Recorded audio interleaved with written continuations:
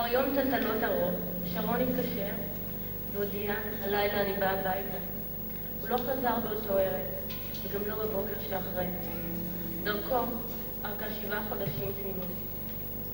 בכל אותם ימים חלמתי בשנתי ושם הבעתית, ששרון שב אלינו הביתה, כשהוא ניסה על כתפיים חסונות, לבוש לבן כמלאך, ומסביב המון אדם, משפחה, חברים, שבאו לקבל את פניו.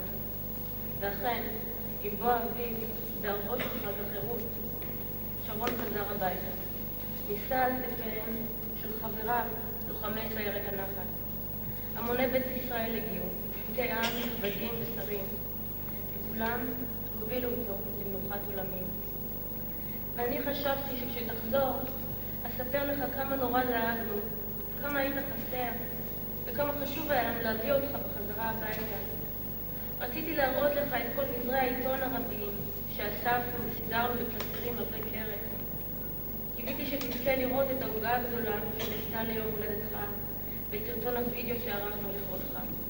אך גורלך נחרץ כבר באותו ערב נורא לפני שנה, כשנסעת אל מותך ותותרם גורלי. ואנחנו נותרנו באפלה מבלי לדעת דבר אודות גורלך. 7 החודשים שבהם חיכינו לך גומרו ב7 ימי אבלות. שרון, עם כל הכאב והגעגוע אליך, אנחנו מודים על הזכות שנתן לנו אלוהים להיות קרובים אליך במשך 20 שנה.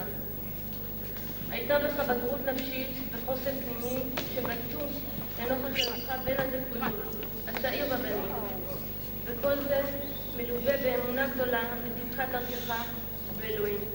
אמונה תמימה שהומחשה באופן שבו המשכת להחזיק בכל הכוח בכיפה, גם כשלא נזרה בך רוח חיים. שרון, היית הבן השביעי של אמא קראה לך יום השבת שלי, כי משהו מהשלמות והקדושה שמאפיינים בספרת שבע דבק בך, והשגת להם רק נחת.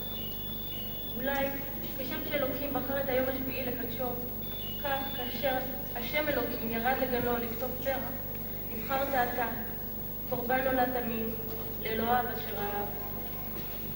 לא נסתיימה שנה מאז מותך הנורא, ובמשפחה יש חיים חדשים. בו ביום שבו נודע לנו כי מצאו את גופתך, לאחותנו אתי נודע כי נושאת בן זכר ברחמה. התינוק שאותו אינך מכיר, יישא תמיד את שמך.